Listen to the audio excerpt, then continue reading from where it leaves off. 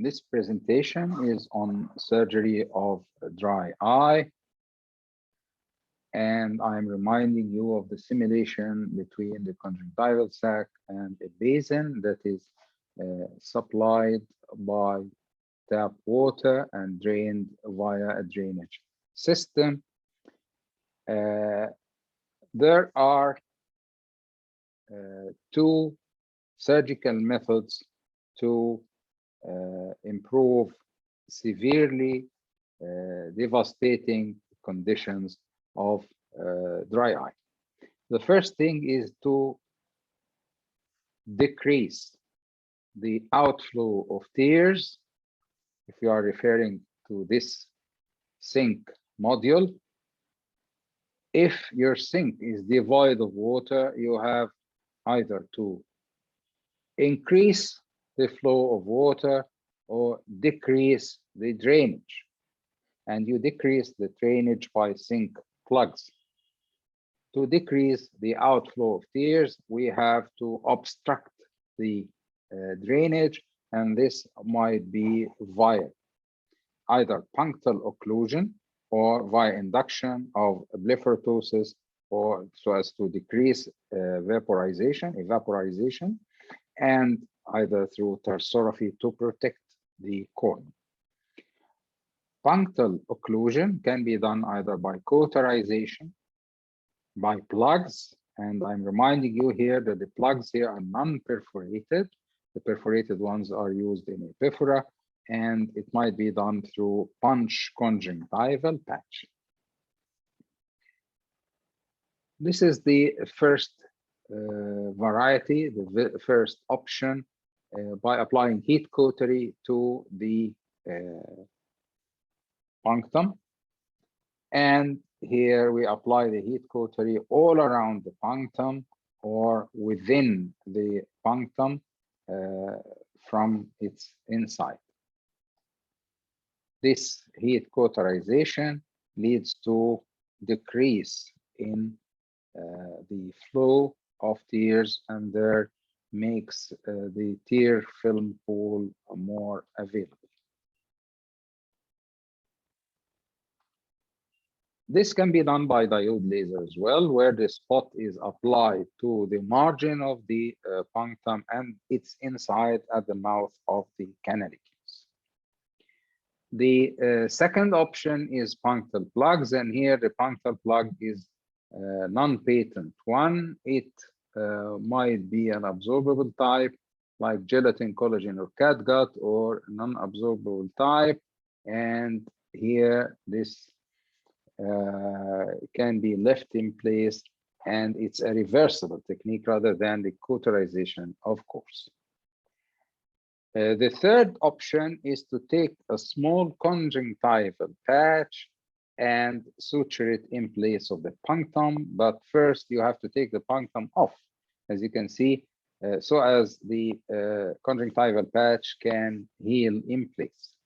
Here the punctum is surrounded by an incision, and a superficial layer is excised, and this excision is replaced by a small rectangular patch of the lower conjunctiva, and its site is cauterized and left to epithelialize.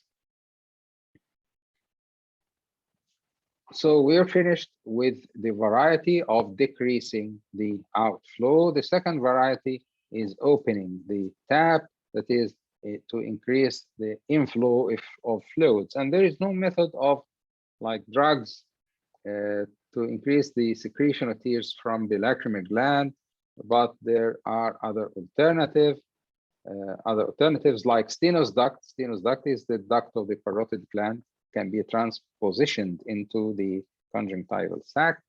The inter-ocular decantation may follow, where one Steno's duct may supply both conjunctival sacs of both eyes. Whole salivary gland transplantation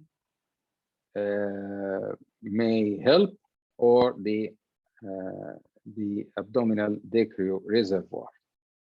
Now, these are the lacrimal, the salivary glands, the parotid gland with its Steno's duct opening on the inner side of the cheek, the sublingual gland, or the submandibular gland.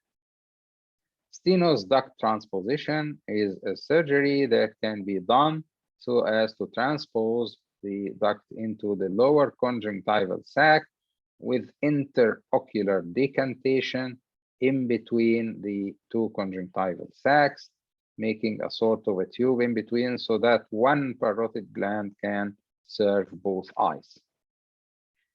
The second option is salivary gland transposition, where the gland can be taken, for example, the sub-maxillary or submandibular glands taken from the inside with its mucous membrane and transplanted into the lower fornix and the upper fornix, looking like a prolapsed gland, so as to supply the its saliva into the eye to treat severe dry eye.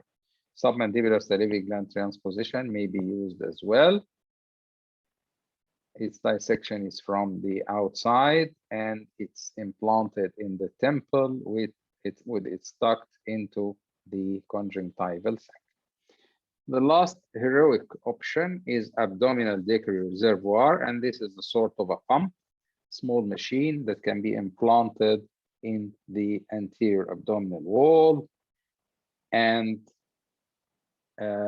passage is made under the skin through the neck into the lateral side of the eye, and the tube is opened into the conjunctival sac, where this reservoir can be timed to secrete and treat dry eye. Thank you very much.